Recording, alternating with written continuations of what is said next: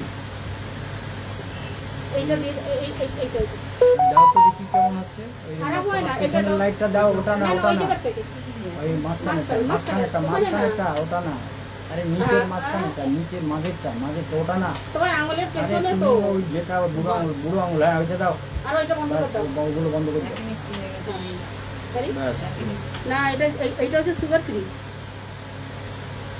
এটা sugar free. এইটা দিয়ে দাও দইটা এটা বসিয়ে দাও। না দই তো পূজার জন্য। মৌসুমী মা কি ফল বানাচ্ছে এখনো? হ্যাঁ হয়েছে। আচ্ছা, প্রোগ্রামটা কিন্তু অলরেডি লাইভ দিয়ে দিয়েছি আমি। তিথিটা কি আজকে? গুরু পূর্ণিমা। আজকে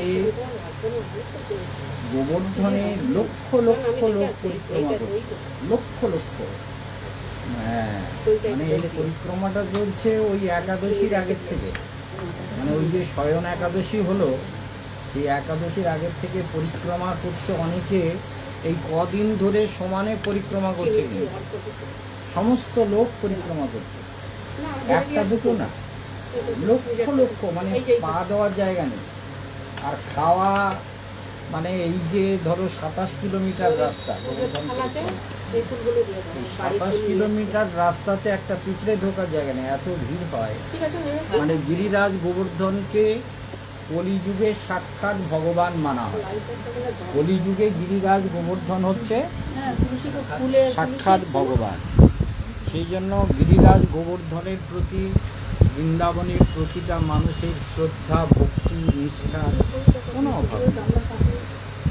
এবং যে যত নিষ্ঠার সঙ্গে গিরিরাজ গোবর্ধনের পরিক্রমা করে, পুজো করে, প্রত্যেকের ইচ্ছা পূর্ণ হয়। আর ইচ্ছার মধ্যে আবার কেশবানন্দ বন মহারাজের কিছু কথা আছে। সেই কথাগুলো হচ্ছে এরকম যে প্রারব্ধ যার যেমন থাকে সেই রকম ইচ্ছেগুলো হয়। কারো মনে হয় আমি বেশি করে ধ্যান করি, সেটা তার প্রারব্ধ। আবার ভালো করে শুনবে, তোমরা প্রশ্ন করবে যে গুরুদেব এইটা কি বললেন, যদি মনের মধ্যে প্রশ্ন জাগে যে গুরুদেব আজকে ধরুন এক সময় আমার খুব ধ্যান করতে ইচ্ছে হলো, আবার এক সময় এমন হলো যে ধ্যানে মন লাগানো যাচ্ছে না, ধ্যানে মনটা লাগছে না। কেন? এর অনেক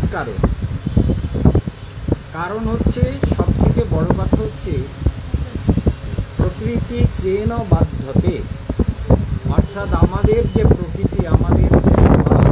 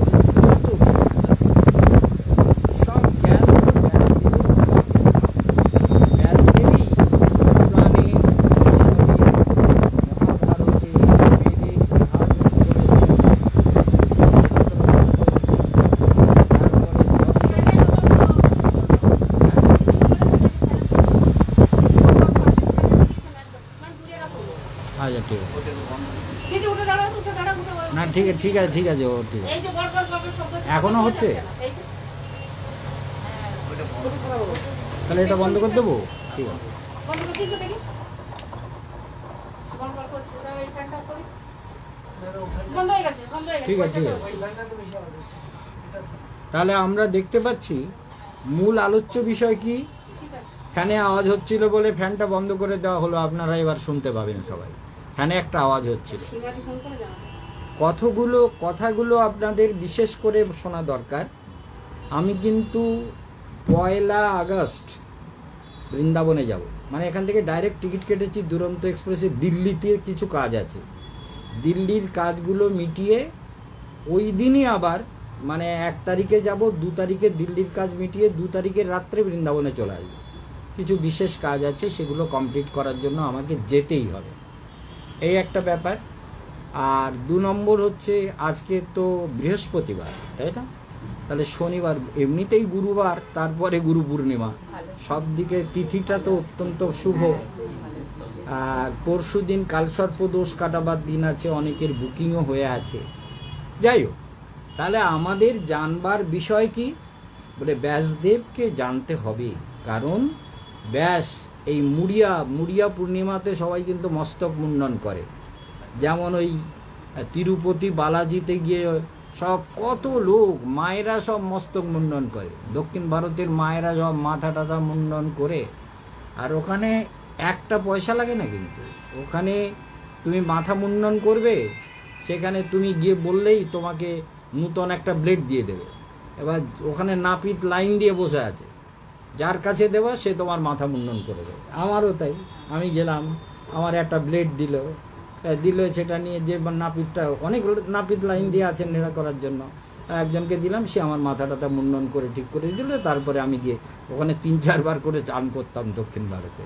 যাই হোক, তাহলে মস্তক মুন্ডন করার জন্যও পয়সা লাগে না, তাহলে মস্তক মুন্ডন করতে বোধহয় অনেক টাকা লাগে ওখানে, কিন্তু মস্তক মুন্ডন করতেও আর খাওয়ার জন্য পয়সা নেয় না। জল খাওয়ার সকাল থেকে 8:30 থেকে জল খাওয়া শুরু হবে। এবার একটা হল আছে খাওয়ার জন্য, 4000 করে লোক এক সঙ্গে প্রসাদ দিতে থাকে। 4টে হল আছে, মানে একসঙ্গে 16,000 লোক খাচ্ছে। বিভিন্ন রকমের হল আছে, কোনো ঘরে কলা পাতায় খেতে দেবে, কোনো ঘরে শাল পাতায় খেতে দেবে, কোনো ঘরে শাল থালা দিয়ে পাতা দিয়ে দেবে, কোনো ঘরে শুধু থালায় দেবে। মানে অনেকে থালায় খেতে পছন্দ না, তো পাতায় খা। কি পাতা, কলা পাতা না শাল পাতা? অর্থাৎ হল 4টে, বিরাট হল। সব হলে সবাইকে প্রসাদ পেতে দেওয়া হয় তিরুপতি বালাজিতে, এবং সেখানে একটা নয়া পয়সা লাগে না। জল খাওয়ারও সুন্দর।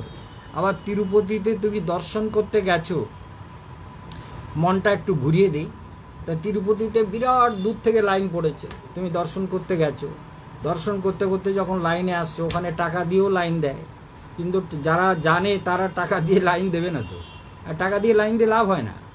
ওই হেঁটে এলাম, হেঁটে হেঁটে এসে এসে এসে এসে এইরকম উপর সিঁড়ি, মানে ওর ভেতরে তো বিরাট জায়গা, 1000 বিঘে জমি, 1000 একর। তো কোনো রাস্তার উপর দিয়ে এরকম ব্রিজ হয়ে নেমে এসছে, আবার চলছে, এরকম নানান রকম ব্যাপার রয়েছে। তাহলে আচ্ছা, আপনি বন্ধ করুন না, চুপ করে বসুন না, এত কত। তো এখানে দেখা যাচ্ছে এই যে এত লোক, সব লোককে কিন্তু ওই একটা হল আছে। যখন তুমি দর্শন করতে লাইনে ঢুকে গেলে, এইবার অনেকগুলো আছে, সিস্টেম আছে। তারপরে একটা টিকিট দিল তোমাকে, দেখার পারমিশনের টিকিট, তো ওইটা দিয়ে দিল, ওটা স্লিপ পেয়ে গেলে গিয়ে এইবার তোমাকে হলে বসতে হয়। মানে এই হলে 4000 লোক, ওই হলে 4000 লোক, এরকম 18টা হল আছে, 18টা। তা ওই 18টা হলে লোক বসছে, বলে আপনি ক নম্বরে আছেন, এত নম্বর হলে আছেন। তা আপনি তো মোবাইল নিয়ে যেতে পারবেন না, কোনো সাউন্ড করা যাবে না। তা ওখানে কিন্তু তোমাকে সব পাবে। ধরো তুমি একটা বাচ্চা নিয়ে গেছো, আমার 6 মাসের বাচ্চা কি 1 বছরের বাচ্চা, ওই বাচ্চাদের জন্য ওই হলে বসেই দুধ পাবে, তারপরে খিচুড়ি পাবে, তারপরে তোমার ওই হালুয়া পাবে, তারপরে খিদে লাগলে আরও যা কিছু খেতে চাও সব ওখানেই আসবে, গরম গরম। বাচ্চাদের জন্য তারপর মানে দুধ যদি এমনি তুমি খেতে চাও খেতে পারো, সবার জন্য ব্যবস্থা, এবং টাইম টু টাইম খাবার আসছে, কিন্তু কতবার আসছে যতবার খেতে চাও। ওই গরম গরম খাবার আসছে, ওখানে একটা ওই আছে স্টল আছে, সেই স্টলের মধ্যে খাবার ঢুকে যাচ্ছে, ওখান থেকে পরিবেশন করার ব্যবস্থা, সব লোক খাচ্ছে। খেয়ে ধরো তোমার মনে হলো তো 11টা 12টা বেজে গেল, আজকে দর্শন হবে না, তুমি ওই স্লিপটা নিয়ে বেরিয়ে গেলে, বেরোবার আলাদা ড্রেস আছে, পরের দিন সকালবেলা আবার স্নান টান করে ওই স্লিপ নিয়ে একটা আলাদা গেট, আর তোমাকে আর ওই অত দূর 3 মাইল দূরের থেকে লাইন দিতে হবে না, ওই গেট দিয়ে ঢুকে এলে, ঢুকে এসে এইবার চলে গেলে ঘন্টাখানিকের মধ্যে দর্শন হয়ে যাবে, ওই স্লিপটাতেই হয়ে যাবে। এইভাবে তিরুপতি বালাজিতে দর্শন হয়, এবং তিরুপতি বালাজি সাক্ষাৎ ভগবান, আর নেমে এসে একদম বৈকুণ্ঠ ধাম নিয়ে, বাবা তিরুমালা পর্বত সহ লক্ষ্মী দেবী নিজে চলে এসছে। লক্ষ্মী দেবী বলছে কি ব্যাপার, বলে হ্যাঁ লক্ষ্মী, তোমাকে খুঁজতে খুঁজতে আমি তো এখানে এলাম। লক্ষ্মীকে খুঁজতে খুঁজতে চলে এসছে। আবার সব সোনার মন্দির, তো বিরাট ব্যাপার। পদ্মনাভ, যে লক্ষ্মীর আর একটা যে মন্দির আছে পদ্মনাভ মন্দির, যেটা মানে নারায়ণের মন্দির, সেটাতে তো কত টন, মানে কত 14,000 টন সোনা আছে, মানে মন্দির টন্দির সব সোনা, ওই স্বর্ণ মন্দিরের মতো সোনা না, ওতে কটা সোনা আছে। দক্ষিণ ভারতের ওই মন্দিরে সব থেকে বেশি সোনা আছে, তিরুপতি না, আর একটু দূরে, সেটা হচ্ছে পদ্মনাভ মন্দির। সেখানে 2টো ঘর খোলা হয়েছে, তাতে হাজার হাজার কোটি টাকার হীরা মণি মুক্ত বেরিয়েছে। আর 3 নম্বর ঘরটা খোলা হয়েছে, 4 নম্বর ঘর এখনো খোলা হয়নি, সুপ্রিম কোর্টের অর্ডারে খোলা হয়েছে। এত সম্পত্তি ঠাকুরের আছে, আর নারায়ণের সম্পত্তি, আর তার তো আমরাও তো তার সম্পত্তি। আমাদের এটাই মজা হচ্ছে কি বলে, আমরাও তো তোমারই সম্পত্তি। আমরা কার সম্পত্তি? নারায়ণের সম্পত্তি। নারায়ণ উদ্ভূত বর্ণাক্রমঃ। তুমি স্কুলে বাচ্চাদের পড়াও, সেই বর্ণগুলো নারায়ণ থেকে এসেছে, বুঝতে পেরেছো? নারায়ণ থেকে প্রতিটা বর্ণ, অকার উকার মকার থেকে আরম্ভ করে সমস্ত বর্গ, সব কিছু নারায়ণ উদ্ভূত বর্ণাক্রম। আমাদের প্রথম সূত্র, যখন আমরা ব্যাকরণ পড়তে গেছি, তখন প্রথম দিন পড়ানো হচ্ছে তোমরা যে অ ক খ যে পড়বে সংস্কৃতে, সেই বর্ণক্রমগুলোর উদ্ভব হয়েছে নারায়ণ থেকে।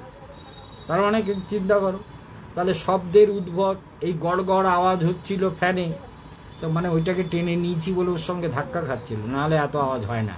যাই হোক গিয়ে, কিন্তু প্রশ্নটা উঠে দাঁড়াচ্ছে যে নারায়ণ উদ্ভূত বর্ণাক্রম, তাহলে শব্দগুলো নারায়ণের, সমস্ত শব্দই নারায়ণ। সেই জন্য আমরা বলি না যে দেখো দিবাকৃতম পাপম, দিনে যদি আমার কোনো পাপ হয়ে থাকে, কোনো চিন্তা হয়ে থাকে, তাহলে নারায়ণন স্মরণেন মুচ্যতে, নারায়ণকে স্মরণ করলেই তার থেকে মুক্তি লাভ হয়। তাহলে রাত্রিকৃতম পাপম, রাত্রে যদি কোনো পাপ হয়, স্বপ্নে যদি কোনো পাপ হয়, ভালো করে ধ্যান না করলে স্বপ্নেও পাপ হয়। ভালো করে ধ্যান না করলে স্বপ্ন, বাজে স্বপ্ন আসবে।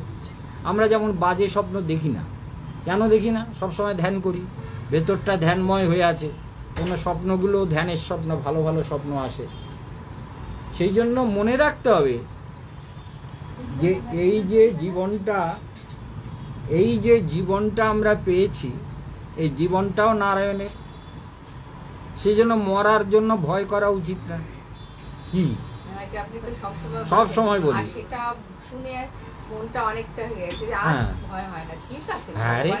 আরে যাবো তো ভগবানেরই কাছে যাব। ভগবান আমার, আমি ভগবানের, আর ভগবান আমার। আমি মরে গেলেও ভগবানেরই থাকবো, বেঁচে থাকলেও ভগবানেরই থাকবো। ঠিক আছে? তাহলে বেঁচে আছি ভগবানের জন্য, মরে যাচ্ছি ভগবানের কাছে যাচ্ছি, তাহলে সুখ দুঃখ যা পাচ্ছি ভগবানের। এই ভাবটা যদি আমাদের মধ্যে জেগে যায়, তাহলে কি হবে? সব ব্রত সফল হলো, সব সাধনা সফল হলো, সব জীবন সফল হলো, তাই না? সব কিছুই সুন্দর হয়ে গেল যখন আমি ভগবানকে সব কিছু মেনে নিলাম। বলে আমি যা খাই খাদ্যরূপে নারায়ণ, আমি যে ঘুমাই বলে দেখো শঙ্করাচার্য বলছেন যে নিদ্রা সমাধি স্থিতি।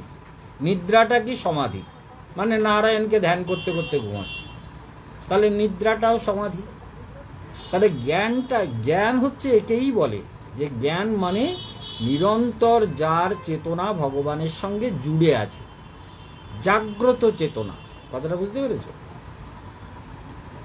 জ্ঞানের দ্বারা কি হয়? গীতায় ভগবান বলছেন জ্ঞানের দ্বারা সমস্ত কর্ম ভস্মীভূত হয়, তাই না? জ্ঞানের দ্বারা সমস্ত কর্ম, হ্যাঁ হ্যাঁ, গীতায় ভগবান বলছেন যে জ্ঞানাগ্নি দহতে সর্বকর্মা কাহা, সমস্ত কর্মকে দহন করে দেয়। সেই জন্য জ্ঞানীর পাপ হয় না। পাপাত্মা যারা অজ্ঞানী তাদের পাপ হয়। কেন? বলে আচ্ছা এই উল্টো হয়ে গেল না, জ্ঞানী বলে পাপ হবে না, অজ্ঞানী হলে পাপ হবে। বলে কথাটা কিন্তু তা নয়, তুমি বোঝো নাই, প্রশ্নটা বুঝতে হবে। অজ্ঞানীর পাপ হবে, জ্ঞানীর পাপ হবে না, এটা কিরকম করে হলো? বলে জ্ঞানীর ভেতরে তো জ্ঞানের আগুন জ্বলছে, সেই জন্য কোনো পাপ তার ভেতরে স্পর্শ ঢুকতেই পারে না। আর অজ্ঞানী লোক যে পাপটা করে সেটাই ভেতরে ঘুটঘুট করতে থাকে।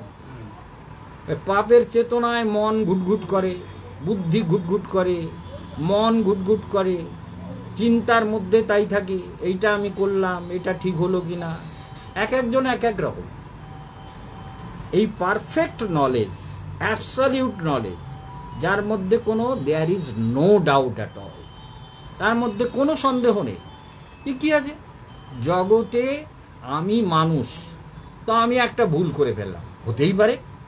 ভুলটা নারায়ণের ঘাড়ে চেপেও করতে পারি। কি নারায়ণকে বললাম তোমার ঘাড়ে, হ্যাঁ বলে তোমার ঘাড়ে আজকের আমি চাপবো, স্বপ্নে বললাম, দেখলাম নারায়ণ সত্যি যদি ঘাড়ে নিয়ে ঘুরে বেড়াচ্ছে কেশবানন্দকে।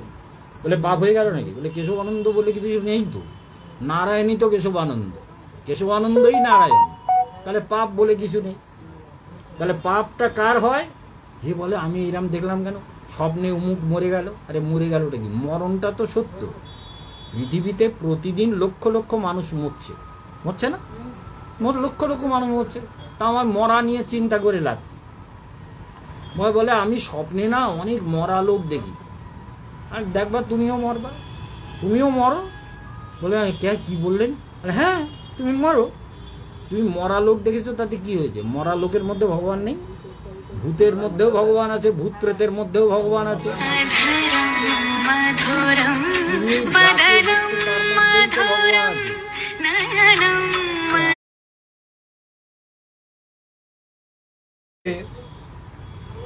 যে ভূতও যদি স্বপ্নে আসে, আমাকে আগে যেমন আমি কালীমার খুব ধ্যান করতাম, কালী মন্ত্র সিদ্ধ করার চেষ্টা করছিলাম। একদিন দেখি কালীমা আমারে তাড়াচ্ছে খুব, মানে আমার সঙ্গে কথা বলবে। তা আমি বলি কালী মন্দিরে অনেক লোক, প্রচুর লোক, তার মধ্যে থেকে আমি বলি কালীমা আমার দিকে আসছে কেন? তা আমি দেখি স্বপ্নে উড়ে যাচ্ছি, সে অনেক দিন আগের ঘটনা, কিন্তু স্বপ্নে উড়ে যাচ্ছি, কালীমাও আমার সঙ্গে উঠছে। আর এই কালী কী করতে আসছে, হাতে খাড়া টাড়া রয়েছে, তো খুব খারাপ লোক। তো তারপর এই চিন্তা করতে করতে গিয়ে এক মাঠের মাঝখানে নেমেছি, নেমে সেইখানে গিয়ে কালীমা সেখানে পৌঁছে গেছে। তারপরে আমি বলছি চল পালাই, পালিয়ে গিয়ে একটা ঘরের মধ্যে গিয়ে ঢুকেছি। তা কালী সেখানে গেছে, গিয়ে দরজার সামনে গিয়ে বলতেছে, ও মহারাজ আপনি আমাদের দেখে ভয় করছেন কেন? আপনি বেরিয়ে আসুন, বেরিয়ে এসো, তুমি বেরিয়ে এসো। আসুন বলছে না, এসো, বেরিয়ে এসো। তা আমি বাইরে এলাম, এসে কালীমাকে প্রণাম করলাম। বলে তুমি মন্ত্র সিদ্ধি করতে চাচ্ছ, তা বলি টলি দিচ্ছ না?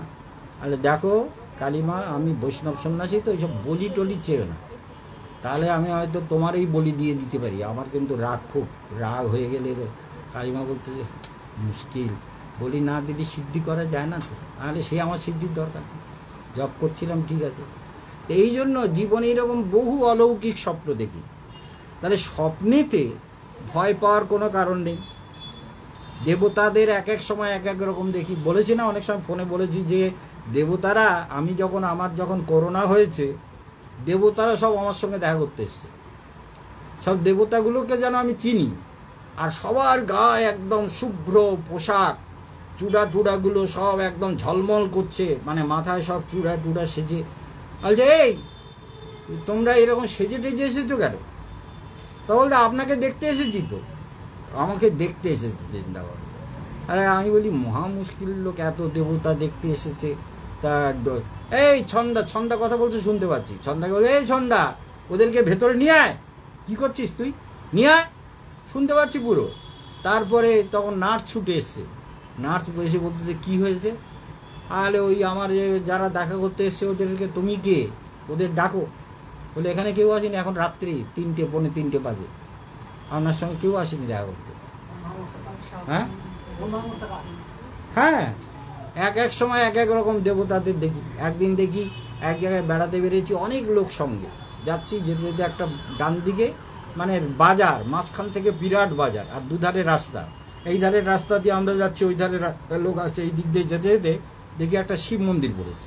এবার শিব মন্দিরটার গিয়ে আমি সাষ্টাঙ্গ প্রণাম করলাম, মোবাইলটা ওই মন্দিরের উঁচুর উপরে রেখে সাষ্টাঙ্গে প্রণাম করেছি। প্রণাম করে তারপরে উঠে দেখছি মোবাইলটা নেই। তাহলে মোবাইলটা কোথায় গেল? তার 1 দিন না 2 দিন পরে মোবাইলটা হারিয়ে গেল। মোবাইলটা হ্যাঁ হ্যাঁ মোবাইলটা হারিয়ে। তারপরে ওখান থেকে হাঁটলাম, আমি মোবাইলটা দেখি পরে এরা কে রেখেছে কিনা। তারপরে ওখান থেকে হাঁটতে হাঁটতে গঙ্গার ধারে গেছি, সে গঙ্গার জল একদম স্বচ্ছ জল, আর উঁচু, তার পাড়গুলো এমন সুন্দর করে বাঁধানো। তখন ওখান থেকে যাচ্ছি, যেতে যেতে যেতে যেতে অনেক দূর যেতে যেতে এক জায়গায় দেখছি বিরাট হল।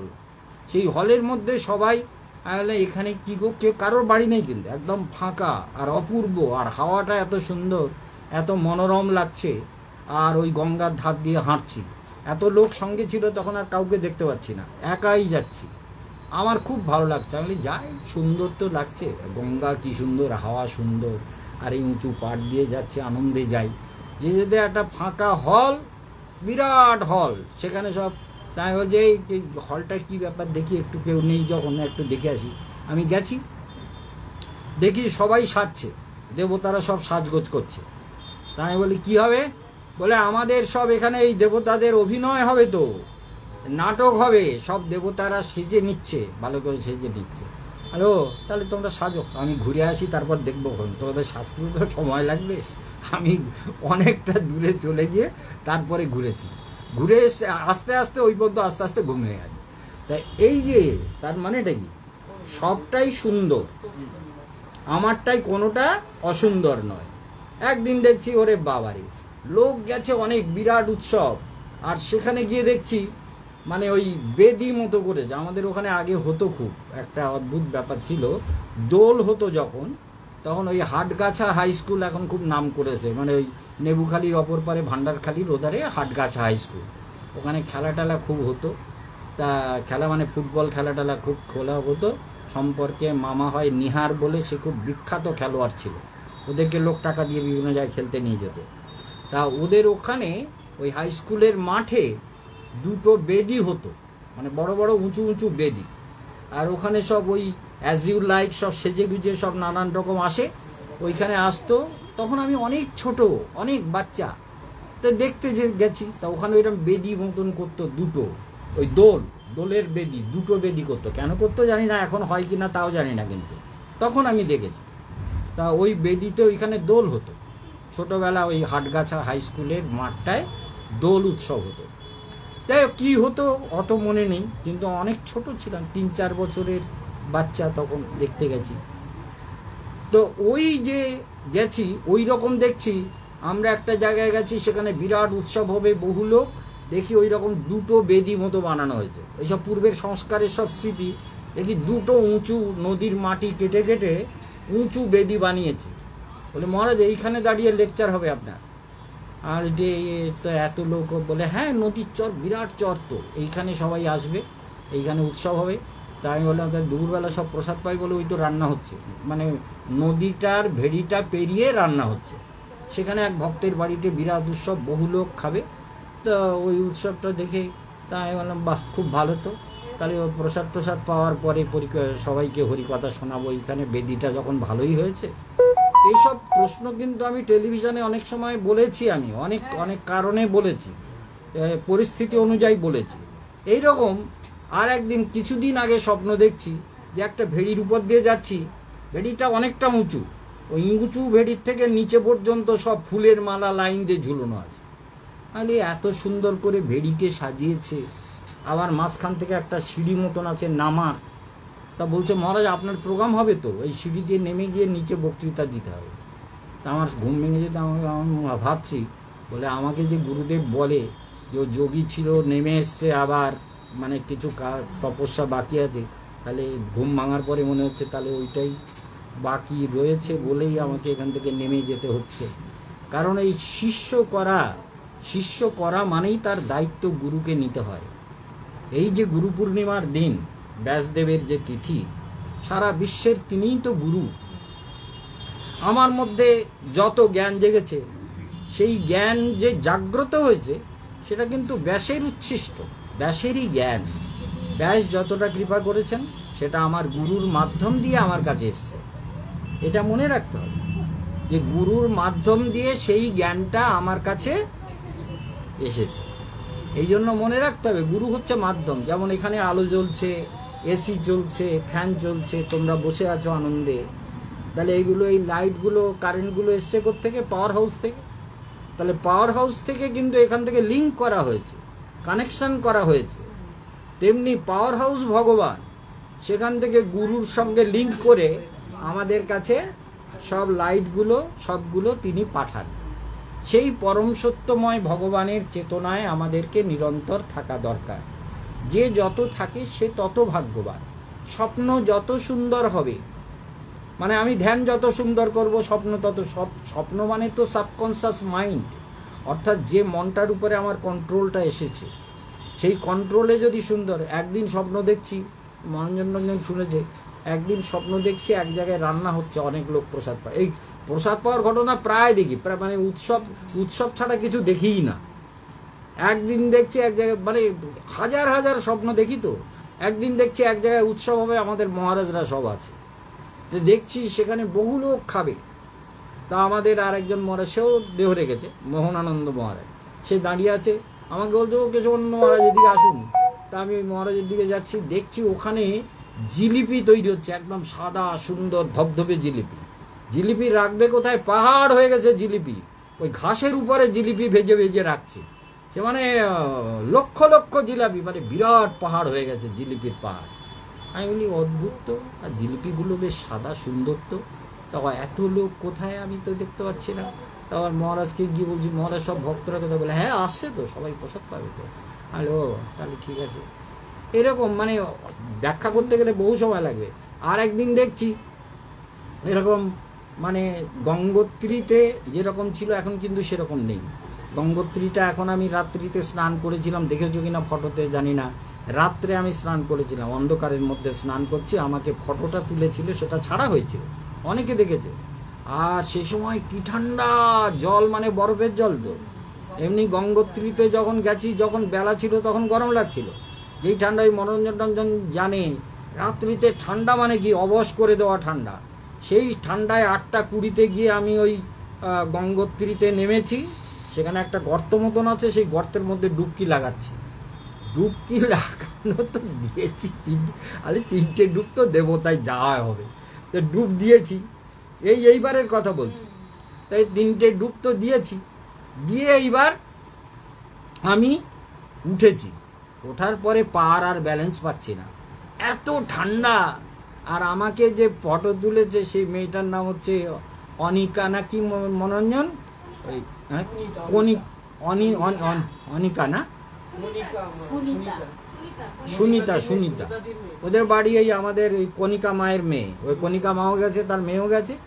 যে এখানে কেউ নেই, তুমি চলো ফটো তুলো। সন্ধ্যা টন্ধ্যা তো আরেক জায়গায় রান্না হচ্ছে সেইখানে। ওকে বলে যে ফটো তোলো, আমি স্নান করি, তুমি তোলো, সবাই ভক্তরা দেখুক যে মহারাজ ঠান্ডায় কিরাম চান করছে।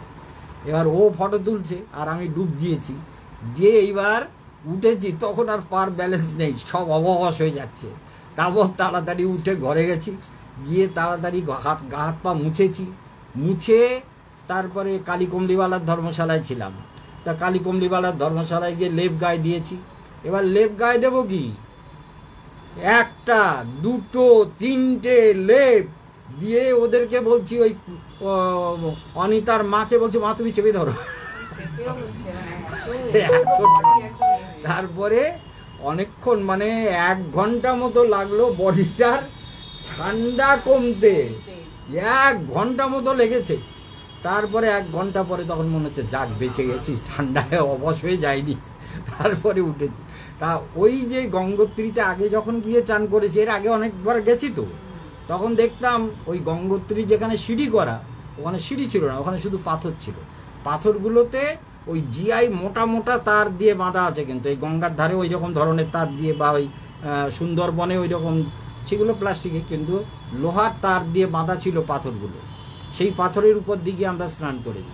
সেদিন স্বপ্নে দেখছি যে আমি ওই রকম একটা জঙ্গলের পাশ দিয়ে একা একা যাচ্ছি, ভক্তরা সব প্রসাদ পাবে, দুপুর হয়ে গেছে, আমি ওদিকে নদী এদিকে জঙ্গল, ওইখান থেকে হাঁটছি, হেঁটে হেঁটে হেঁটে হেঁটে এবার গেছি। কোথায় গেছি?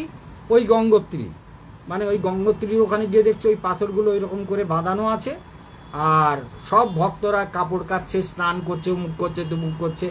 এইবার ওই সব দেখে আমি দেখছি গঙ্গার ওপার দিয়ে 3টে হাতি যাচ্ছে, সাদা হাতি, একটা বড় আর একটা মাঝারি আর একটা ছোট, 3টে সাদা হাতি মানে ওই গঙ্গার ওপার দিয়ে যাচ্ছে জঙ্গলের পাশ দিয়ে। আরে বাহ, হাতিগুলো এত সাদা হলো কি করে? এত সাদা হাতি, ভারী সুন্দর হাতি তো। ওই দেখছি, দেখে ডেকে নিয়ে এবার লোকগুলোর দিকে, আমার চোখ তো থাকে যাত্রীদের দিকে। আরে এতক্ষণ ধরে চান করছো তোমরা, ওঠো, সব প্রসাদ পেতে হবে, দুপুর হয়ে গেছে। কেউ কাপড় কাচতেছে, কেউ সাবান দিচ্ছে, কেউ গা ঘষছে, এই করতেছে, তোমার প্রসাদ পাওয়ার টাইম হয়ে গেছে না, তাড়াতাড়ি ওঠো, তাড়াতাড়ি ওঠো, তাড়াতাড়ি ওঠো, একটাও এখানে থাকা যাবে না, শীঘ্র ওঠো। এই করে ধমক দিতে দিতে ঘুম ভেঙে গেছে। আমি বলি এক বন্ধ না। তো এই জন্য তাহলে স্বপ্নগুলো যত দেখি সবগুলোই সুন্দর। হ্যাঁ, আর একটা স্বপ্ন বলতে বলতে বললাম না। এক বাড়িতে রান্না হচ্ছে, এবার আমি লেকচারে গেছি, লেকচারে গিয়ে লেকচার টেকচার দিয়েছি, দিয়ে আমাদের এই যে আসে যে ডিপি মজুমদার, এই ডিপি মজুমদার আমার সঙ্গে আছে। তা আমি দেখছি একটা বিরাট মন্দির, বিশাল উঁচু মন্দির, মানে বৃন্দাবনে যেরকম প্রথমে পাগল বাবার মন্দির সব থেকে উঁচু মন্দির ছিল, এখনও অনেক উঁচু। তো ওই পাগল বাবার মন্দিরের মতো এরকম একটা বিরাট মন্দির, আর পাথর লাগানো সব মন্দিরের গায়ে। তা ওই পাথরের মাঝখান দিয়ে ছোট ছোট গাছ হয়েছে, আর গাছে ফুল হয়েছে, ফল হয়েছে, ছোট ছোট গাছ ধরো, কারণ বড় কিনা দূরের থেকে উঁচুতে এরকম দেখছি তো, যে ওই পাথরের মাঝখান দিয়ে ফুলের চারা বেরিয়েছে, ফলের চারা বেরিয়েছে, ফল হয়েছে, ফুল হয়েছে, বা মন্দিরের চূড়া পর্যন্ত। আমি চিন্তা করছি পাথরের মাঝখানে এত গাছ হলো কি করে, লাগালো কি করে? আর জল দিচ্ছে কি? জল না দিলে তো বাঁচবে না, পাথরের মাঝখান থেকে যদিও বেরোয়, তো জলটা দিচ্ছে কি করে? এত এই গাছ, এত ফল ফুল হয়েছে সব, মানে ওই মন্দিরের গা দিয়ে, মানে অনেক ঝাঁকড়া মতন হয়নি, কিন্তু ছোট ছোট গাছ, তাতে ফুল হয়েছে, ফল হয়েছে। চিন্তা করো, আমি তো অদ্ভুত ব্যাপার, কিন্তু জল দিচ্ছে কি করে? আমি ভাবছি তাহলে ওই যে ভেতর থেকে মনে হয় কোনো জলের পাইপ চূড়ায় নিয়ে গেছে, এমন কায়দায় রেখেছে ওই জল মন্দিরের চারিদিক দিয়ে পড়ছে গড়িয়ে গড়িয়ে, তবে এই গাছগুলো জল পাচ্ছে। তবে এই গাছগুলো তো হচ্ছে না, জল না পেলে হবে কি করে? এই চিন্তা করছি, করতে করতে আমি বলছি সে তো হলো, আর লোকগুলো খাবে, রান্না কত দূর হলো দেখে আসি, ওইগুলো মাথায় তো সব। এইবার আমি ওখান থেকে বেরিয়েছি, বেরিয়ে দেখছি একটা গাড়ি যাচ্ছে, আমি আমার নিয়ে চল, নিয়ে গেছে। গাড়িটা করে খানিক দূর গিয়ে দেখছি অনেকটা নিচুতে, গাড়ি আর নামতে পারছে না। আরে দেখ, তুমি গাড়ি নামাতে পারছো না যখন, আমি লাফ দিয়ে নেমে যাই। লাফ দিয়ে নেমে গিয়ে দেখছি রান্না হচ্ছে। আমি বলি কি হলো, রান্না বান্না হতে লোককে প্রসাদ দিতে হবে না? কি করছো সব? এইবারে ধমক টমক দিচ্ছি, তোর ঘুমিয়ে যাচ্ছে। মানে এই সব স্বপ্ন। তার মানেটা কি? তোমাদেরকে আজ গুরু পূর্ণিমায় এইসব গল্প শোনাচ্ছি কেন? যে মনকে যত ধ্যানস্থ রাখা যাবে তত স্বপ্নগুলো সুন্দর হবে, মনের মধ্যে আনন্দ হবে, স্বপ্ন ভেঙে গেলেও আনন্দ হবে, ঘুম ভেঙে গেলেও আনন্দ হবে, কাজ হলেও আনন্দ হবে, না হলেও আনন্দ হবে, যা হবে সহজ হয়ে যাবে, তাই না? যত কিছু হবে, এই যে বহু লোক লাইনে এসে গেছে, প্রোগ্রাম দেখছে কিন্তু বহু লোক লাইনে এখন। তো সেই জন্য আমাদের সব অসংখ্য ভক্ত, মানে এখানে স্টার চিহ্ন এসে গেছে, মানে বহু লোক তৈরি হয়ে গেছে। তারপরে এমনি লাইনে লোকের সব প্রণাম নেবেন গুরুদেব বলে সব বহু লোক লাইনে এসে গেছে। আমাদের প্রদীপ দাস টাস থেকে আরম্ভ করে অর্পিতা দাস, অর্পিতা হচ্ছে আমাদের এই রমার বারাসাতে এদের বাড়ি, অর্পিতা। তো বারাসাতে এরা সব শিষ্য, খুব ভালো মেয়ে, কিন্তু ওকে বকেছি আমি, দেখো ওজন না কমালে আমার কাছে এলে আবার বকুনি দেবো, ওজন কমিয়ে আসবো, ওজনটা বেড়ে যাচ্ছে কেন। তো যাই হোক, অর্পিতা শুনছো তো, গুরুদেব সবার সামনে বলছি কিন্তু মনে রাখবা। যাই হোক, এখন আলোচ্য বিষয় হচ্ছে যে আমরা প্রতিদিন এই যে গুরু পূর্ণিমার মানে গুরু মানে কি, যিনি আমাকে আমার ভেতরের জ্ঞানের আলোটাকে যিনি জ্বালিয়ে দেন। আর নিজের মধ্যে যদি আলো না জ্বলে, গুরুর মধ্যেই যদি আলো না জ্বলে, তাহলে শিষ্যকে দেবে কি? সেই জন্য গুরুর মধ্যে তপস্যার আলো, জ্ঞানের আলো, ধ্যানের আলো গুরুর মধ্যে যখন জাগে, তখন তিনি শিষ্যকে সেইভাবে গাইড করতে পারেন। আর তার গাইড নিয়ে যখন আমরা চলি, তার কথাগুলো যখন আমরা ভাবি, এটাকে কি বলে? পাদস্থ ধ্যান। কি বলে? পাদস্থ ধ্যান। মানে ধ্যানের মতো একটা মনোভূমি তৈরি হয়ে যায়।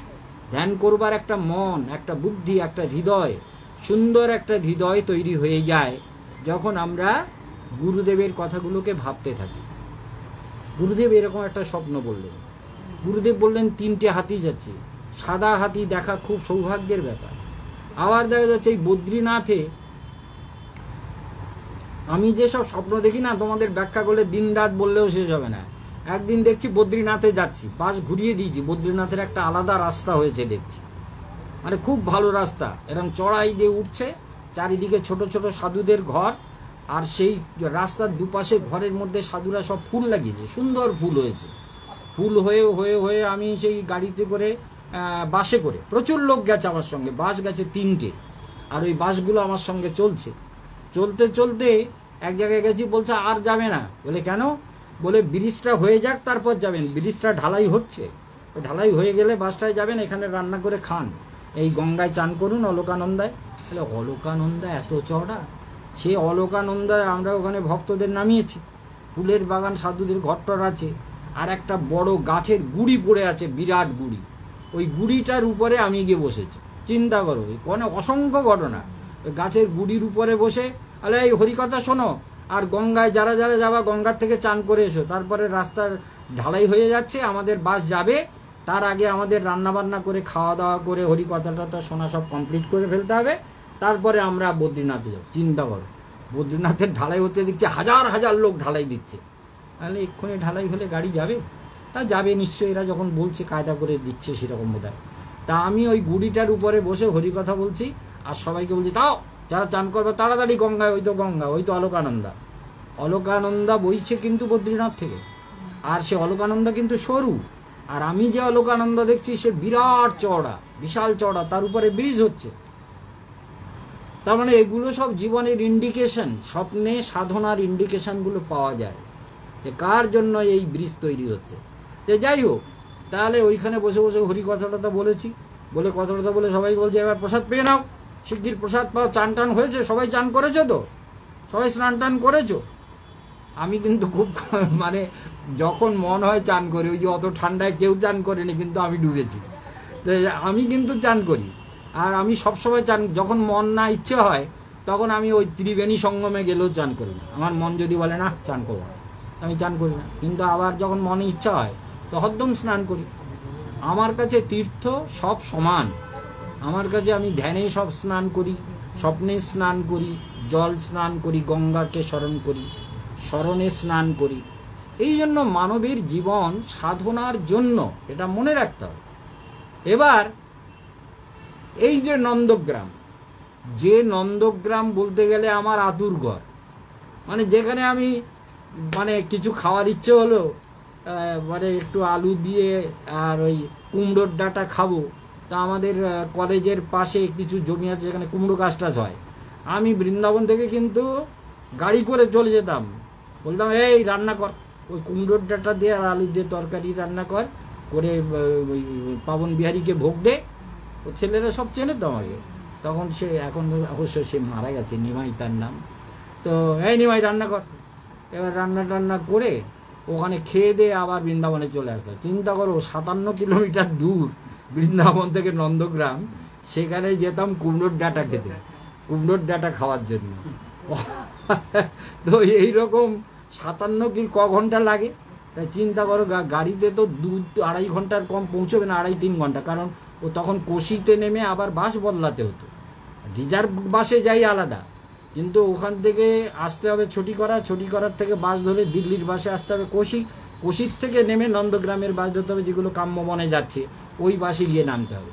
নেমে ওখানে গিয়ে খেলাম টেলাম, হয়তো একটা দিন থাকলাম, পরের দিন আবার চলে এলাম। আর ওখানে বাবাজিরা থাকে, আমাদের সনাতন গোস্বামীপাদের ভজন কুটির আছে, তুমি গেছো না? যাবে যাবে। তো সনাতন গোস্বামীপাদের ভজন কুটির আছে, ওই ভজন কুটিরে বাবাজিরা সব ওই মাধুকুরি চেয়ে এনে খায়।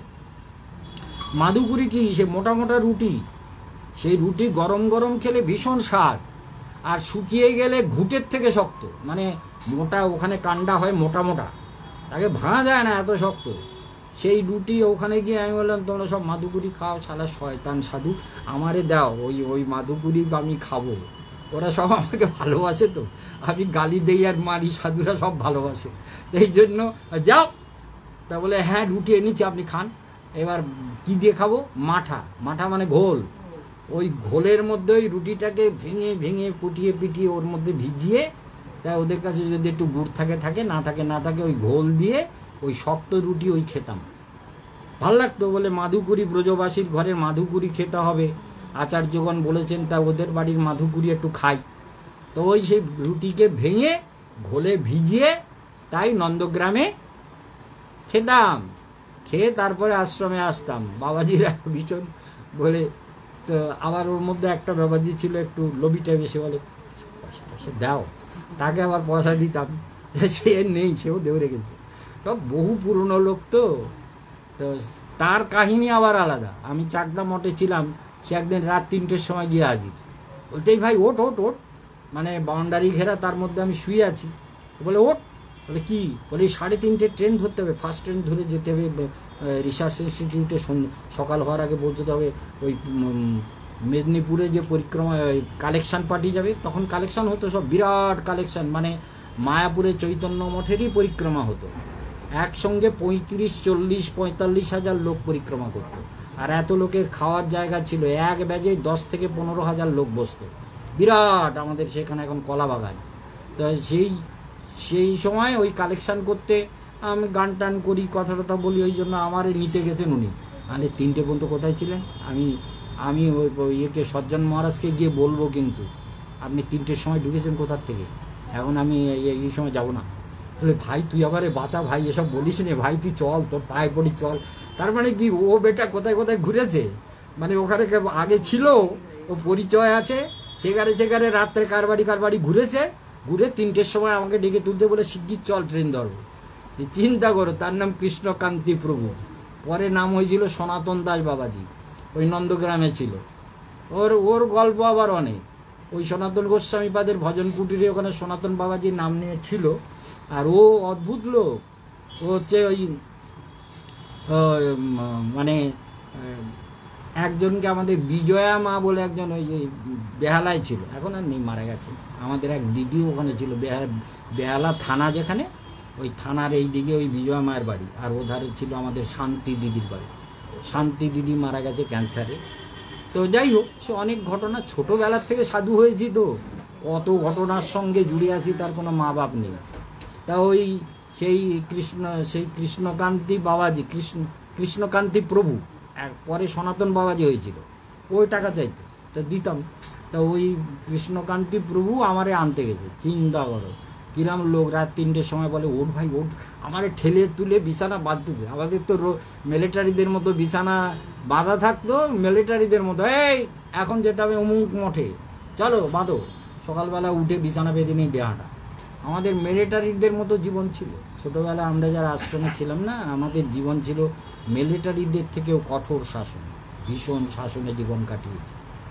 তো যাই হোক, সেসব ঘটনা আজকের যুগে, এখনকার যুগে কেউ মানবে না, ওই শাসন মানবে না, ওই নিয়ম মানবে না, ওইভাবে জীবন কাটাবেও না। যাই হোক, সেগুলো আর নিজের কথা নাই বা বললাম।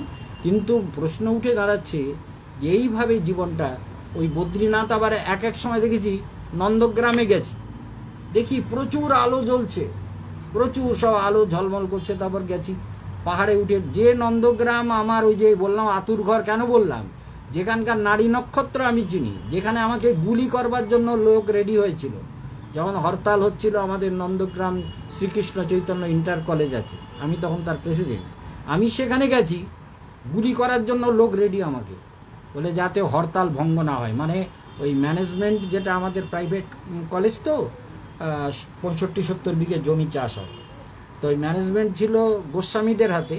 ওখানকার জাট যারা, তারা বলছে আমাদেরকে ম্যানেজমেন্ট আমরা নেব। তারা সমান্তরাল ম্যানেজমেন্ট করে কেস করেছে, যতক্ষণ কেস না পয়সালা হবে এটা মাইনে দিতে পারছে না, কারণ ও তো ওই মাইনেগুলো অপারেশন হয় হচ্ছে ডিস্ট্রিক্ট ইন্সপেক্টর আর সেক্রেটারি। তাহলে আমাদের ম্যানেজমেন্টকে চ্যালেঞ্জ করে দিয়েছে, এবার সেক্রেটারি সই না হলে তো টাকা উঠবে না। জানো তো তুমি এগুলো প্রাইভেট ব্যাপারটা অনেক জটিল ব্যাপার। হ্যাঁ, সাংঘাতিক ভয়ঙ্কর ওরা, ওরে বাবা। ওরা বলেছে যে আসবে তারে গুলি করে মারবো। আমাদের প্রিন্সিপাল ছিল আমাদের এক গুরু ভাই, তার নাম ছিল সারস্বত, রামমূর্তি সারস্বত। ওর ভাইয়েরা সব শিষ্য ছিল, রামমূর্তি সারস্বত, সত্যমূর্তি সারস্বত, শ্যামমূর্তি সারস্বত, ওরা সারস্বত ব্রাহ্মণ। এবার ওই রামমূর্তি সারস্বতকে গুলি করেছে, ছাড়া মানে এমনি ছাড়া লেগেছে, সারা জায়গায় পুড়ে টুটে গেছে, সে আর ওই কলেজে আসতে পারছে না। আর সমস্ত হরতাল করে দিয়েছে, কলম বন্ধ হরতাল, মানে কলম চালানো যাবে না, বাচ্চাদের ঢুকতে দিচ্ছে না। এবার আমি গেছি, আমাকে বলছে যে মহারাজ গিয়ে হরতালটা তুলে ফেলতে হবে। তা আমি বলি ঠিক আছে। তা আমি টাকা নিয়ে গেছি বলে 20,000 টাকা নিয়ে যান সবাইকে, যে কটা মাস্টার আছে। তখন বহুদিন আগের কথা, বলে অল্প অল্প 2-5 হাজার করে দিয়ে ওদেরকে বলুন যে কার টাকা দরকার, সেটা মাইনে বন মহারাজ দিয়েছে, তোমরা সব হরতাল করছো, তোমাদের সব চাকরি দিয়েছে কে, তা তোমরা এইরকম করছো।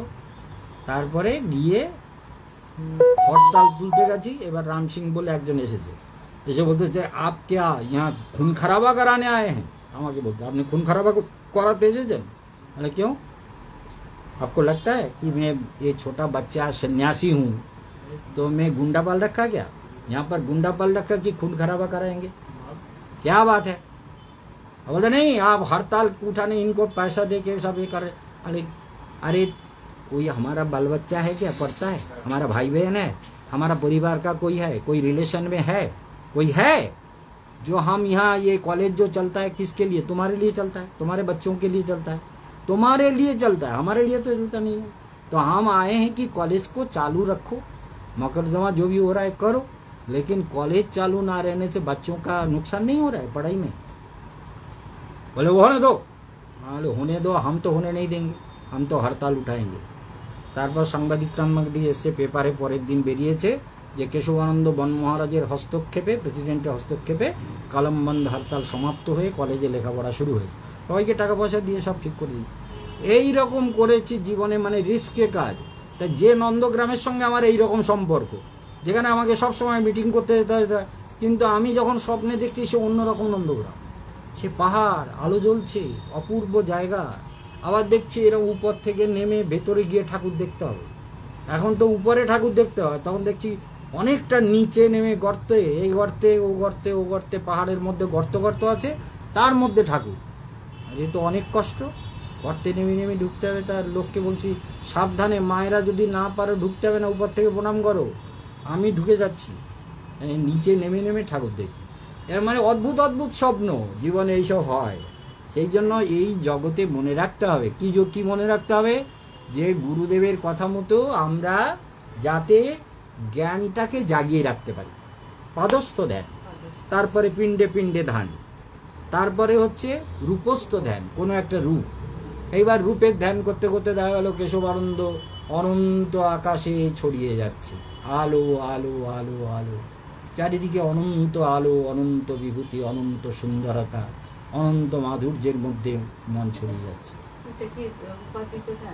এটা রূপাতীত, মানে কোনো রূপ নেই, রূপাতীত। হ্যাঁ, পিণ্ডস্থ মানে চক্রে চক্রে ধ্যান, চারটে ধ্যান, পাদস্থ, পিণ্ডস্থ, রূপস্থ, রূপাতীত। তাহলে আমরা যদি সেগুলো ঠিক মতো ধ্যান করি, গুরু পূর্ণিমা সার্থক হয়ে গেল। আর ব্যাসদেবের গদি তো বিভিন্ন জায়গায়, বদ্রীনাথেও আছে, আবার নৈমিষারণ্যেও আছে। একটা রূপের উপরে তো ধ্যানটা হবে, একটা রূপের উপরে ধ্যান করতে করতে ধ্যান যখন গাঢ় হয়ে যায়, তখন আর কোনো রূপ থাকে না, তখন বিশ্ব প্রকৃতিটাই ভগবানের রূপ হয়ে যায়। গুরুদেবেরই হয়তো রূপটা ধ্যান না সেটা ঠিক আছে, ওটাতে ওটা করতে করতে শোনো, এক সময় বলি যে কথাগুলো, তোমাদের প্রশ্নটা সুন্দর, সেটা বলি। হয়তো তুমি গুরুদেবের ধ্যান করছো, কিন্তু ধ্যান করতে করতে করতে করতে দেখে এসেছো যে গুরুদেব আলো হয়ে যাচ্ছে। গুরুদেব শুধু যেন আলো হয়ে গেলে, কিংবা ঝলমল ঝলমল করা অনন্ত জ্যোতি হয়ে গেল। অনন্ত জ্যোতি, চন্দ্রে সূর্যে গ্রহে নক্ষত্রে সব কিছুর মধ্যে গুরুদেবকে আমি দেখতে পাচ্ছি। সব আলোময় পৃথিবী, আনন্দময় পৃথিবী, আনন্দময় পৃথিবী। মানে গুরুদেব আছেন, আর গুরুদেবের থেকে অনেক আলো বেরিয়ে যেন সারা বিশ্ব চরাচরে, যেমন আমরা, নারায়ণ আছেন, নারায়ণের থেকে আমরা অনন্ত রূপে বিভাজিত হয়ে গেছি, তেমনি গুরু আছেন, গুরুর থেকে আবার অনন্ত আলো বেরিয়ে সব পৃথিবী যেন আলোকিত জ্ঞানের আলোতে। জ্ঞানের আলোক জ্বলিবে এবার, খুলিবে নয়ন চাহনি। জ্ঞানের আলো জ্বলে যাবে, তখন গুরুদেবকে দেখতে পাচ্ছি। শ্রী গুরু চরণ কমল সরোজে, রাজীব সাজিয়া আপনি। নিজেকে গুরুদেবের চরণ কমলে আমি সাজিয়ে দিলাম। আমার তখন ধ্যানটা কি হয়ে গেল? আলোকময় হয়ে গেল। রূপ এক রূপাতীত, সেটাকে বলে ট্রান্সেন্ডেন্টাল মেডিটেশন, অপ্রাকৃত ধ্যান, তুরীয় অবস্থা। প্রথমে তো আমি চক্রে চক্রে ধ্যানটা করলাম, তারপরে তো ওখানে হ্যাঁ, মানে এই ধ্যানটা যদি তুমি আগে ঠিকঠাক মতো না করতে পারো, তাহলে ওই অবস্থাটায় মন যাবে না। ওটা আমাকে প্রথমে, এই যেমন আমি যে এতগুলো কথা বললাম, এগুলো সব ধ্যান, এগুলো সব ধ্যান, ধ্যানময় কথা, সবগুলোই ধ্যান। কথাটা বোঝা গেল? তাহলে আমি এই রকম বদ্রীনাথ দেখলাম, এইরকম কেদারনাথ দেখলাম, এইরকম ছড়িয়ে যাচ্ছে। হ্যাঁ, তা ছড়িয়ে যেতে যেতে যেতে আর কিচ্ছু নেই, শুধু আলো, অপার শান্তি, অনন্ত আনন্দ, অনন্ত প্রসন্নতা। কথাটা বোঝা গেল? তো এইরূপ ধ্যানময় চেতনায় মৃত্যুঞ্জয় থেকে আরম্ভ করলাম, ধরেন স্টেজে স্টেজে, মানে ওটা সময় যতটা ওটা করতে হয়, ওটা ওটা না করলে কিন্তু ওই জায়গায় যাওয়া যাবে না। হ্যাঁ, ওই মনের কন্ট্রোলটা আসবে না, মনের কন্ট্রোল মূলাধারে। ও তো আমি লেকচারেও বলি, ওম মূলাধারে মৃত্যুঞ্জয়ায় নমঃ, অহম মৃত্যুঞ্জয়ায় ধ্যানম করিষ্যে। ওম মৃত্যুঞ্জয়। তাহলে মৃত্যুঞ্জয়কে যখন আমি দেখতে পেলাম, তখন উপরে উঠলাম, ওম সাধিষ্ঠানে পদ্মজনী পদ্মনাভায় কমলজনয়ে নমঃ, চতুর্মুখায় নমঃ, ব্রহ্মণে নমঃ, নিত্য ধ্যানে জাগ্রত দেবতাयै নমঃ, মণিপুরে ওম শঙ্খ চক্র গদা পদ্মধারী নারায়ণায় নমঃ। অর্থাৎ আমার মন ধীরে ধীরে ধীরে ধীরে ধীরে ধীরে সব আলোর ভেতর দিয়ে, এই ইড়া পিঙ্গলা সুষুম্না দিয়ে সাজানো আমার যে চক্রগুলো, 3টে নাড়ি দিয়ে সাজানো আছে কিন্তু সব চক্রগুলো, ওই ওর মধ্যে দিয়ে চেতনা চলতে চলতে সহস্রারে চলে গেল। হ্যাঁ, যেখানে এখানে গিয়ে দেখলাম যে আদ্যা শক্তি জগন মায়া মহাশক্তি দশভুজা জগৎ কল্যাণী, তিনি এখানে আছেন, তার ধ্যানে ডুবে গেলেন। তাহলে সেখান থেকে তারপরে ব্রহ্মা বিষ্ণু মহেশ্বর, তাদের ধ্যান করলাম। ধ্যান করতে করতে এবার আর ধ্যান বলে কোনো রূপ নেই, তখন ধীরে ধীরে ধ্যানটা বিশ্বব্যাপ্ত হচ্ছে। সর্বেভ্য দেবেভ্য নমঃ, সর্বাভ্য দেবীভ্য নমঃ, ঋষি লোকায় নমঃ, তপোলোকায় নমঃ, মহর্লোকায় নমঃ, কামধেনবে নমঃ, কল্পবৃক্ষায় নমঃ, বিশ্বদেবায় নমঃ, বিশ্ব প্রকৃতিভ্য নমঃ। সমস্ত বিশ্ব প্রকৃতির সঙ্গে তখন একাত্মা হয়ে জুড়ে গিয়ে ভেতরে শুধু আনন্দ, আনন্দে চলে গেল। এই অভ্যাস আমরা যত বারবার করব, তত আমাদের মনটা সমস্ত বন্ধন থেকে মুক্ত, মনের উপরে কন্ট্রোলটা এসে যাচ্ছে। তো ওইখান থেকে কন্ট্রোলটা আমি ধীরে ধীরে ধীরে ধীরে নিয়ে চলে গেলাম। তাহলে কল্পবৃক্ষ চলে এলো, দেখা যাচ্ছে একটা বাগান দেখছি, সেই বাগানের মধ্যে শুধু শান্তি, শুধু আনন্দ, শুধু প্রসন্নতা, অপূর্ব দিব্য চেতনা। মানে গাছের তলায় যেন শীতল হাওয়া, শীতল সমীরণ, শীতল স্নিগ্ধ একটা মধুর আনন্দ সুগন্ধ যেন সেখানে ভেসে বেড়াচ্ছে, এইগুলো হয়। তাহলে আমরা এগুলো যত সুন্দরভাবে করব তত আমাদের জীবনে সাধনাটা জীবন্ত হয়ে উঠবে, তত আমরা ভগবানের সঙ্গে মনে হবে সবই সুন্দর। আরে ভূত একটা এসেছে, বলি ভূতটা তো নারায়ণ আছে, তো দেখি তো একে চিড়ে ফিরে এর মধ্যে নারায়ণ বেরোয় কিনা। কেশবানন্দ তাই কর, কেশবানন্দ ওখান থেকে আসে তাহলে কেউ কানে ফু দিচ্ছে, এই ফু দিচ্ছিস কেন রে? কাল সর্ব দোষ কাটিয়ে আসছি, কানের কাছে ফু দিচ্ছি। অন্য লোক হলে ভয় করবে, কিন্তু আমার তো ভয় ডর কিচ্ছু হয় না। ও মনোরঞ্জন টঞ্জন সব আছে, ওরা জানে যে গুরুদেবকে সবাই ভয় পায়। মানে ভূত প্রেত পিশাচ যক্ষ রক্ষ কিন্নর অফিসার প্রফেসর পুলিশ ইন্সপেক্টর ও দুনিয়ার সব। কালকে রাত্রে একজন পুলিশ ইন্সপেক্টর ফোন করেছে, বলে আপনার ওই বাড়িটাতে সব ঠিকঠাক আছে, মানে ওরা আবার নেবে এবার ভোটে, বুঝতে পেরেছো মনোরঞ্জন? তা আমাকে ফোন করেছে, তাহলে ও বাড়ি তো বিক্রি করে দিচ্ছি তো, বলতে সে তো দেরি আছে, তাহলে তো ও তো লাইন ফাইন সব কেটে দিয়েছি, জল টল কিচ্ছু নেই, কি করবেন? তা বলতো ও আচ্ছা আচ্ছা। তাহলে দেখা যাচ্ছে যে খবর নিচ্ছে মানে বাচ্চাদের অবস্থা খুব হ্যাঁ শেল্টার করা যায় কিনা, হ্যাঁ মানে অ্যাডমিনিস্ট্রেটিভ লেভেল থেকে এটা খোঁজ খবর নিচ্ছে। হ্যাঁ খোঁজ খবর নিচ্ছে তো, এটা কাজে লাগানো যায় কিনা। বন্যা হতে পারে, ওখানে বিরাট বর্ষা হচ্ছে তো। আর আমার বাড়িটা তো অনেক উঁচু, সারা দুনিয়া ডুবে যাবে কিন্তু আমার বাড়ি ডুববে না, সব থেকে বেশি উঁচু আমার বাড়ি ওই অঞ্চলে। এই যেমন বাগবাজার সারা কলকাতার মধ্যে সব থেকে উঁচু জায়গা, জানি বৃন্দাবনে আমার যে আশ্রম সেটা সব থেকে উঁচু জায়গা, বক্রেশ্বরে আমার যে আশ্রম ছিল সেটা সব থেকে উঁচু জায়গা, বারাসাতে যেখানে আমি আশ্রম করেছিলাম সেখানে সব থেকে উঁচু জায়গা। আর সব মানে বৃন্দাবন ব দিয়ে, বারাসাত ব দিয়ে, বাগবাজার ব দিয়ে, সব ব দিয়ে, চিন্তা করো। তো এইরকম মানে আমি সারা জায়গায় প্রোগ্রাম চলছে। এইবার বলো তোমাদের কার কি প্রশ্ন আছে, এবার একটু বলে ভালো দেখি শুনি, কে কি প্রশ্ন করতে চাইছো, সবাই মিলে শোনো, কিছু ব্যাখ্যা ট্যাখ্যা করা যায়। তাহলে ধ্যান বুঝেছো তো, যত সুন্দর করে ধ্যান করবে। আচ্ছা টাইমের তো ধরেন রাত্রিবেলায় আমার তো টাইমের ঠিক থাকে না, তো যখন ইচ্ছা করা পাওয়া যাবে তো অবশ্যই। ডিপি মজুমদার বদনম মধুরম নয়নম মধুরম। ঠিক আছে, চলে এসছে এই তো। যাই হোক, আমাদের ডিপি মজুমদার ফোন করেছিলেন, সেই জন্য একটু লাইনটা গড়বড় হচ্ছিল। আপনাদের সবাইকে বলি যে সবাই প্রোগ্রামটাকে দেখুন, সবাই এখানে এসেছেন, আমাদের ভক্তবৃন্দ আপনারা দেখতে পাচ্ছেন, সবাই এখানে এসেছে, দেখা যাচ্ছে না? সবাই এখানে এসেছে, সবাই প্রোগ্রাম শুনছে, ওই ঘরের ভেতরেও আছে, চারিদিকে সবাই এখন প্রসাদ পাবে। তার জন্য বেশিক্ষণ আর বলবো না, আবার গুরুদেবকে পুষ্পাঞ্জলি দেবে, আজকের গুরু পূজা। সেই জন্য বলছিলাম যে ব্যাস মানেই হচ্ছে যিনি বিভক্তা। যেমন এই যে আমরা শাস্ত্রের কথাগুলো শুনছি, আমাদের গুরুদেব আমাদেরকে বিভাজন করে দিচ্ছেন, বিভাজন মানে ব্যাখ্যা করে দিচ্ছেন, বিস্তৃত একটা অনুভবকে বিস্তার করে দিচ্ছেন। এইভাবে ধ্যান করো, এইভাবে চেতনাকে সুন্দর করো, এইভাবে স্বপ্নকে সুন্দর করো।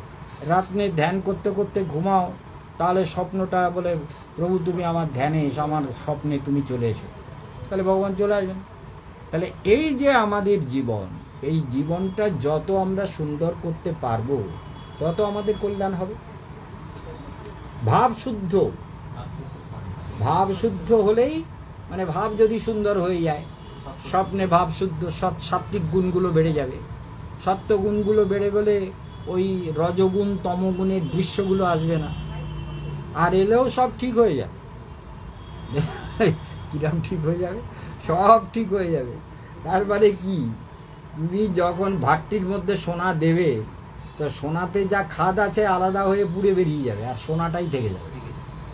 সেই জন্য আমাদের হৃদয়রূপী ভাট্টিতে যা ঢোকাবো সব পুড়ে টুড়ে ময়লাগুলো বেরিয়ে যাবে, আর খাঁটি সোনা, খাঁটি জ্ঞান, খাঁটি চেতনা। কাজের মধ্যে দেখো না, কাজের মধ্যে তো শোনো বলি, আর চাপ না, কাজের মধ্যে মন্ত্র হরিনাম করতে করতে কাজ করতে হবে মুখে। তার মানে কথাটা কি হচ্ছে যে মুখ মে ও রাম নাম। আমি ছোটবেলায় যখন লেকচার দিতে প্রথমে ধর্ম প্রচার করতে বেরিয়েছিলাম, প্রথম গুরুদেব যখন পাঠালেন আমাকে হিন্দুই বলয়ে আমাকে প্রচার করতে গুরুদেব পাঠালেন, তা প্রথম গেলাম ফিরোজাবাদে। ফিরোজাবাদে গিয়ে একটা মন্দির থেকে আর একটা জায়গায় নিয়ে গেল, সেটা হচ্ছে দৈবী সম্পদ মহামণ্ডলের বিরাট এলাকা জুড়ে একটা আশ্রম হচ্ছে গোপাল মন্দির। সেখানে এক বড় ডক্টর ললিত মোহন চোখের বিরাট বড় ডাক্তার ছিলেন, আর একজন এডিএম এর মাধ্যমে ওখানে থাকার ব্যবস্থা হলো। তা ওইখানে মুখ মেহ, ওখানে দেখি সকালবেলা ওই নাম হচ্ছে মুখ মেহ রাম নাম, राम सेवा हाथ में, दुख तेरे नहीं प्यारे, राम तेरे साथ में। বুঝতে পেরেছো কি বলা হলো? মুখ में हो राम नाम, राम सेवा हाथ में, दुख तेरे नहीं प्यारे, राम तेरे साथ में। তাহলে রাম আমার সঙ্গে আছে তো, আমার হৃদয়ে রাম আছে, এখানে তো রাম আছে, এখানে হনুমান আছে, সবাই তো আছে ধ্যানে। অতএব আমার কিসের দুঃখ? দুঃখ মনে করলেই দুঃখ। যেমন কেশবানন্দ মহারাজ জীবনে অনেক রকমের দুঃখ পেয়েছে, সেগুলো যদি মনে করি তো দুঃখ বাড়বে। আর যদি বলি ওটাও আমার পাওয়ার ছিল, তাহলে দুঃখ হবে না। সেটা আমার পাওয়ার ছিল তো, তা নাহলে আমি জ্যোতিষী হলাম কি করে? এই জন্য আমি মাঝে মাঝে বলি জ্যোতিষী না হলে সাধু হওয়া যায় না। কেন? বলে আমি যেটা পাচ্ছি সেটা আমার প্রারব্ধ, সবই আমার পূর্ব অর্জিত কর্মফল। বাল্যকালে আমাকে একদম জ্যোতিষচক্র লিখছে, পরাশর লিখছেন বাল্যে কষ্টম দিনে দিনে। আমার যে গ্রহ নক্ষত্র যে হরা চক্রে পরাশরী হরায় লিখছে বাল্যে কষ্টম দিনে দিনে। বাল্যকালে নানান কষ্ট পেয়েছে, দরিদ্রতার কষ্ট, অসুখের কষ্ট, রোগের কষ্ট, পুড়ে যাওয়ার কষ্ট, টাইফয়েডের কষ্ট। টাইফয়েড যখন সারলো 39 দিন পরে, তখন ওই গ্লুকোজের জল খেয়ে খেয়ে বেঁচেছিলাম। হাঁটতে পারতাম না, পা জড়িয়ে চিত হয়ে পড়তাম, হাঁটা পর্যন্ত সামর্থ্য নেই। এই কত রকম কষ্ট পেয়েছি, আরও আছে, সব বলে লাভ নেই তো। এই জন্য বাল্যে কষ্টম দিনে দিনে, তাহলে বাল্যকালে আমার কষ্ট পাওয়ার কথা। তাহলে জ্যোতিষচক্র আমাকে বুঝিয়েছে যে ছোটবেলা তুমি কষ্ট পাবে, তাহলে আমি লোককে দোষ দেবো কেন? তাই না? তাহলে আমার পাওয়ার কথা তাই আমি পেয়েছি। আবার এখন কেশবানন্দ মহারাজ সম্রাটের মতো থাকে, সারা দুনিয়া তাকে পুজো করে, ভক্তি করে, সামনে দেখলে ভয় পায়, সবাই তাকে সম্মান করে, পুজো করে, করতে বাধ্য। কেন? বলে ওটাও আমার প্রারব্ধ রূপে পেয়েছি। এই যে তোমরা গুরুদেবকে ভগবানের মতন ভক্তি করো, পুজো করো, সম্মান করো, এটাও তো প্রারব্ধ। অর্থাৎ তোমাদের প্রারব্ধ কেশবানন্দের সঙ্গে জুড়ে যাওয়ার কথা, আর কেশবানন্দের প্রারব্ধ হচ্ছে এদেরকে উদ্ধার করার দায়িত্ব তোমায় নিতে হবে। এত লোক দীক্ষা নিতে পারে, সবাই তো আসেনি। আজকের গুরু পূর্ণিমার দিনে ওই যে আমাদের ওই মা এসেছে, প্রিয়া কৃষ্ণ দাস, তাহলে এত লোক দীক্ষা তো নিচ্ছে না, আর আমি তো তাতে খুশি। কেন বলো তো? লোকে মনে করে আমার যত শিষ্য হবে তত লাভ, আর আমি মনে করি যত আমার খাঁটি শিষ্য হবে তত লাভ। আর বেখাঁটিগুলো ঝুল মশলা, ছিপড়ে ধান, হ্যাঁ, চিটে ধান, ওগুলো যত উড়ে যায় তত ভালো। যেন দীক্ষা তো আমি ওই চাই না যে অনেক শিষ্য হোক আমার, তাহলে যে কটা শিষ্য হবে যেন ঠিক হয়, তাকে উদ্ধার করার জন্য আমাকে যেন আবার আসতে না হয়। গুরুর দায়িত্ব তো, গুরুর দায়িত্ব শিষ্যকে উদ্ধার করা। তাহলে যারা শিষ্য হবে তারা যদি ধ্যান না করো, তাহলে গুরুদেবের কষ্ট হবে। গুরুদেবকে যে তোমরা বৃন্দাবনে যদি গুরুদেব দেহ রাখলো, তোমরা সমাধি দিয়ে এলে, গুরুদেবের মন্দির করে দিয়ে, তোমাদের টাকাও দিতে হবে না, মন্দির হয়ে গেছে। তারপরে গুরুদেবের মূর্তিও গুরুদেব তৈরি করেছে, 18 কুইন্টাল ওজনের একটা পাথরে পদ্ম কেটে গুরুদেবের মূর্তি, একদম একটা গোটা পাথরে তৈরি। 9 ফুট নিচে গুরুদেবের মূর্তি বসাবার জায়গা করা আছে। মানে শুধু গুরুদেবের দেহটাকে নামিয়ে দিলেই হবে, নিচে ভ্যালভেটের আসন টাসন দিতে হয়, ভ্যালভেটের কাপড় টাপড় পরিয়ে যা কিছু আছে সব দিয়ে সাজিয়ে গুরুদেবকে একদম পদ্মাসনে বসিয়ে ধীরে ধীরে মাটি, বালি আর লবণ, 3টে মাটি, বালি, লবণ দিয়ে দিয়ে দিয়ে দিয়ে গুরুদেবকে সমাধি দেবো। গুরুদেবকে যেই ধ্যান করবা, গুরুদেব দেখবা এসে গেছে। গুরুদেব যদি সত্যিই যোগী হন, সিদ্ধ মহাত্মা হন, গুরুদেব তোমার সামনে পরেও তো ধ্যানে চলে ধ্যানে চলে আসবে। গুরুদেব এই জগৎ থেকে আড়ালে যেতে পারে, কিন্তু গুরু তো একটা তত্ত্ব, ভগবানের করুণা শক্তি, ভগবানের করুণা শক্তি, সে শক্তি চিরকাল আমাকে রক্ষা করবে, চিরকাল রক্ষা উনি করবে। তো আসে সবসময় আমাদের হ্যাঁ। মানে আপনার সবসময় আছে, যখনই হ্যাঁ, যা করি না করি আপনার আমাদের সে আপনার এই যে আমার সুন্দর আমার দেশটা, আমার এটাই গুরু বেশি। মহারাজের কথা তোমাদের বলতে হবে না। আমার গুরু মহারাজকে আমি প্রায় আজকাল স্বপ্নে দেখি, প্রায় আমাকে গুরুদেব বোঝাচ্ছেন, আমাকে গুরুদেব বলছেন কেশবানন্দ এইগুলো তুমি দেখো, আমাকে সব সময় আদেশ করছেন। একদিন দেখি দুটো বিরাট আশ্রম সব একসঙ্গে জুড়ে গেছে, আর একদল প্রসাদ পাচ্ছে, আর আমাদের লোক আসছে প্রসাদ পাবে। তাহলে এই প্রসাদ আসে তো? বলে হ্যাঁ মহারাজ। আমি বলে আমাদের তো 150-200 লোক, বলে সবার রেডি প্রসাদ, আপনার কোনো চিন্তা নেই। গুরু মহারাজ ডেকেছে, বলে কেশবানন্দকে ডাকো। ডেকে আমাকে গিয়ে বলছে তুমি ওরা সব ঠিক বলছে তো, আছে তো ঠিকঠাক মতো? না বলে হ্যাঁ গুরুদেব সব ঠিকঠাক। আমি গিয়ে সাষ্টাঙ্গ প্রণাম করলাম। গুরুদেব বলছেন তাহলে সবাইকে প্রসাদ তুমি দেখে ওদেরকে দেখে নাও, নাহলে ছেলেগুলো কখন কোনটা ভুলে যায়। ওই যখন মানে জন্মদিনে পারি না, না হলে আমি পরিবেশনের সময় সামনে থাকি, যে কোনটা পড়ছে কোনটা পড়ছে না, কোনটা ভক্তরা পাচ্ছে না। সেই জন্য আমাদের এই জীবনটা হলো তপস্যার জন্য। তপ দিব্যম পুত্রকা, ঋষভদেব বলছেন হে পুত্রগণ, এই মানব জীবন দিব্য তপস্যার জন্য পেয়েছে। এটা মানব জীবনটা তপস্যার জন্য। আহার নিদ্রা ভয় মৈথুন তো সব জীবের থাকে, মশা মাছি টিকটিকি গিরগিটি ইঁদুর বাঁদর ছুঁচো পৃথিবীর সব প্রাণীর আছে, কিন্তু মানুষই পারে তপস্যা করতে ঈশ্বরের জন্য।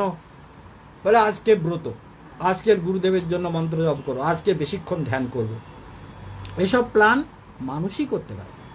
যেন মানুষের জীবনেই তপস্যা হয়, সব জীবনে তপস্যা হবে না।